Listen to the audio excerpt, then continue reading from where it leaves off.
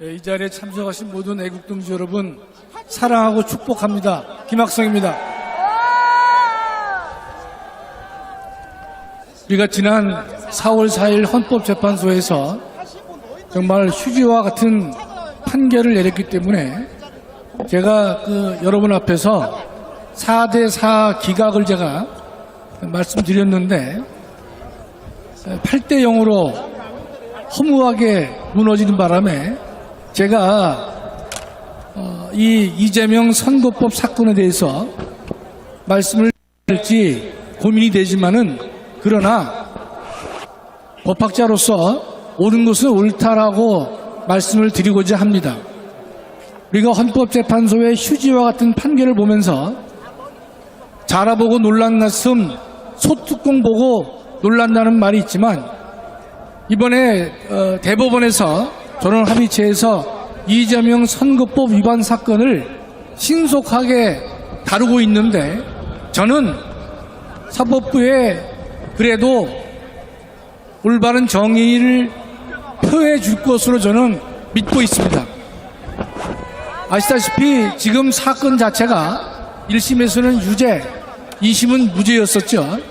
그래서 현재 대법원 전원 합의체로 넘어갔는데 상당히 신속하게 넘어갔다는 사실은 여러분이 잘 알고 계실 겁니다. 벌써 2번의 심리를 마쳤기 때문에 저는 5월 10일에서 11일 사이 후보 등록 기간이 있는데 그 후보 등록 기간 전에 대법원은 결론을 낼 것으로 저는 확신하고 있습니다. 그 결론이 어떻게 되든지 간에 신속한 재판이 이루어져야 된다라고 믿고 있습니다.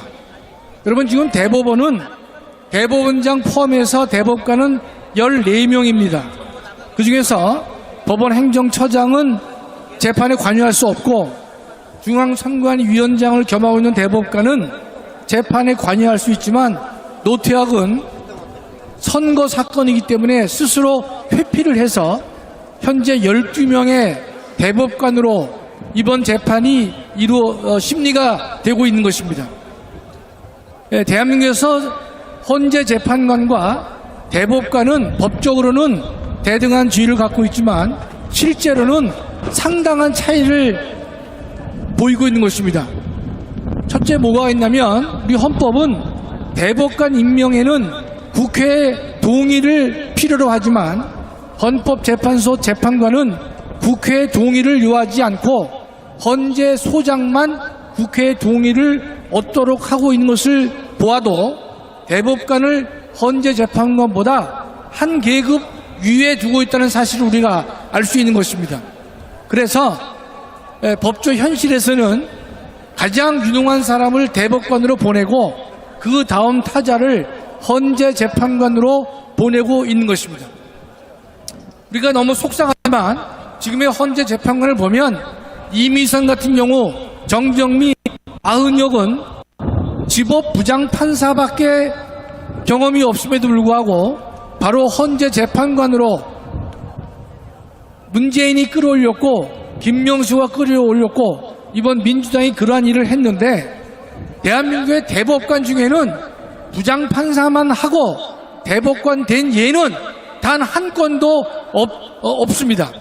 적어도 법원장이나 고등법원 부장판사를 하지 않고서는 대법관이 될 수 없는 것인데 우리가 대법관도 믿기 어려운 세상에 살고 있지만 저는 이번에 이재명 사건에 대해서는 의구심도 많이 있고 여러분께 말씀드리기도 어려운 상황이지만 저는 유죄로 확신하고 있는 것입니다.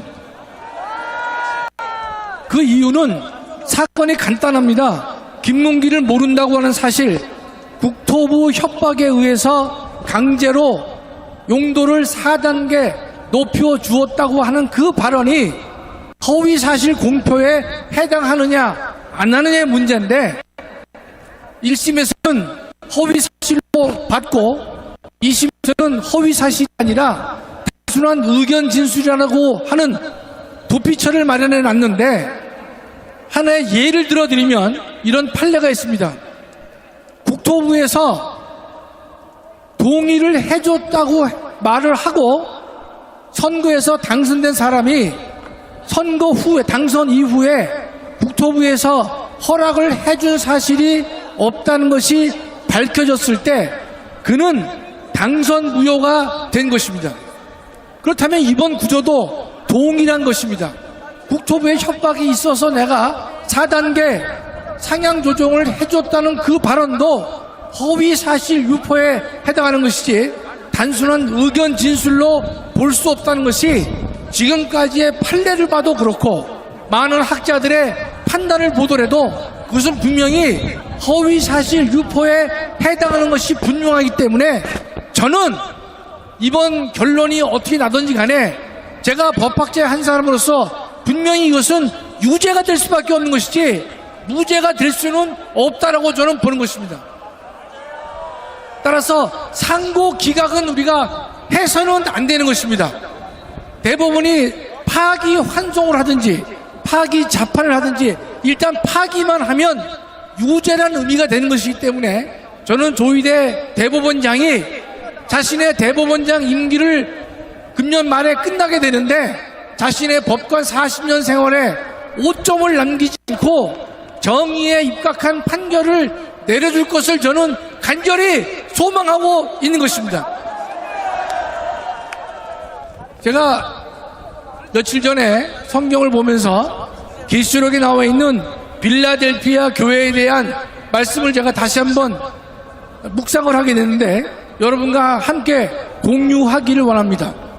여러분 7교회 중에서 칭찬을 받은 교회가 필라델피아 교회와 서머나 교회인 줄 아시는데 서머나 교회는 오늘 생략하고 필라델피아 교회에 대해서만 제가 간단히 말씀을 나누고자 하는 것은 말씀에 성경은 뭐라고 했느냐, 너의 적은 능력에도 내 말을 지켰고 내 이름을 배반하지 않았기 때문에 하나님께서 칭찬을 하신 교회가 바로 필라델피아 교회가 되는 것입니다.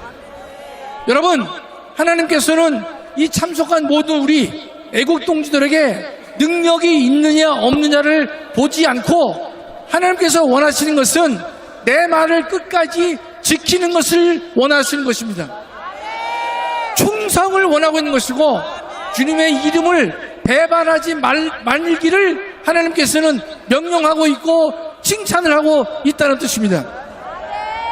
그 당시에 에베소 교회가 있었는데 에베소 교회는 알다시피 두란노 소원을 기본으로 해서 만들어진 교회인데 가장 역사와 전통을 자랑하는 교회였지만 주님께서는 분명히 너의 첫사랑을 잃었다라고 질책을 하신 교회가 에베소 교회입니다. 두 번째, 사대교회는 많은 명성을 가진 교회임에 틀림없지만 그러나 내가 살았다는 이름을 가졌지만은 죽은 자라고 성경은 지적하라고 있는 것입니다. 또 하나 라오디게아 교회는 엄청 부자 교회였습니다. 그러나 그 부자였지만 덥지도 차지 않은 믿음을 보시고서 내가 너를 토하여 낼 것이다 라고 성경은 질책을 하고 있는 것입니다. 존경하는 애국동지 여러분, 이 자리에 참석하신 모든 애국동지들은 비록 우리는 능력은 부족하지만 주님의 말씀을 끝까지 지킬 것이고 주님의 이름을 배반치 않을 것입니다. 그래서 지금의 많은 교회가 전통을 자랑하고 이름을 자랑하고 부함을 자랑할지 몰라도 하나님께서는 여지없이 질책을 하고 계신다는 사실을 우리 모두가 명심해야 될 것입니다. 이 자리에 참석하신 모든 애국동지 여러분, 우리는 여러분과 제가 능력은 부족하지만 주님의 말씀을 끝까지 지킬 것이고 주님의 이름을 배반하지 않을 것입니다. 어제 보니까 이 뻔뻔스러운 문재인이 다시 뉴스에 등장했는데 여러분, 내일 4월 27일이 판문점 회담을 연 8주년이 되는 때인데 이 인간이 다시 등장해서 우리의 염장을 지르는 이야기를 하고 있는 것입니다. 그런데 몇 가지 정리를 해보면, 첫째, 우주화 변호사가 서울중앙지검에 USB를 넘겨준 것에 대해서 고발을 했는데 엊그제 중앙지검에서는 요건이 안 된다라고 각하 결정을 내렸습니다. 이게 여러분 나라입니까? 이게 나라입니까? 아니 명백하게 USB의 내용이 공개하기에는 너무나 중요한 국가의 안보를 하기 때문에 공개해서는 안 된다는 그런 결정이 있음에도 불구하고 그런 USB를 국정은행에 돌려준 것을 역죄 등으로 고발한 서울중앙지검은 했습니다. 정말로 우리 저항하지 않고서는 이 나라를 다르게 세울 수가 없는 지경에 도달한 것입니다.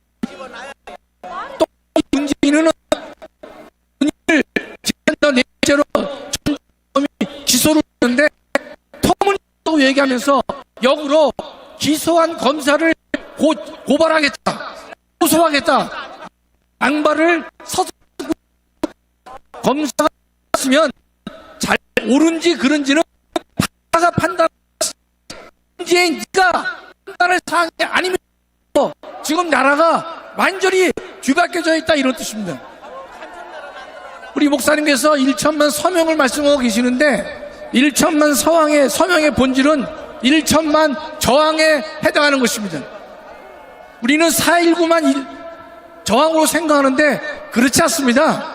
원래 인류 역사에서 수많은 저항이 있었는데 여러분 잘 아는 영국의 명예혁명도 영국 사람들의 저항권으로 새로운 명예혁명이 완성된 것이고 미국의 독립전쟁이나 독립혁명도 미 국민의 목숨 건 저항 때문에 완성한 것이고 프랑스의 혁명도 프랑스 국민들의 저항에 의해서 때를 우리는 그것을 많이 알고 있는데 4.19는 우리나라에 된 지극히 하나에 불과합니다.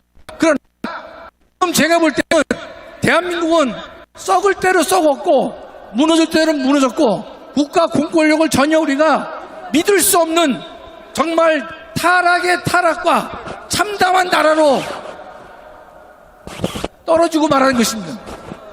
그렇다면 우리 애국 동지 여러분들은 비록 숫자가 오늘은 조금 줄어들었지만 그러나 우리가 열심히 노력해서 이 무너진 대한민국의 헌정 질서를 다시 살려야 될 것이고 올바른 나라를 만들어야 될 것이고 끝까지 순종하고 인내하고 충성한다고 했을 경우에 하나님의 말씀에 우리는 충성해야 되겠지만은 적어도 우리 눈에 보이는 광화문 총사령관으로 하나님께서 전광훈 목사님을 세워주셨기 때문에 우리는 전광훈 목사님이 강조하시는 그 내용에 목숨 걸고 함께 해야 될 줄 저는 믿습니다.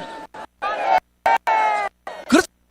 1천만 서명은 1천만 저항으로 갈 수밖에 없는 것이고 지금의 대한민국은 저항 이외에는 다른 올바른 정의의 수단을 발견할 수 없는 상황이 되었기 때문에 여러분 반드시 우리가 힘을 합쳐서 1천만 저항운동을 완성해서 대한민국을 바로 세우는 그 일에 함께 해주시기를 간곡히 부탁드립니다.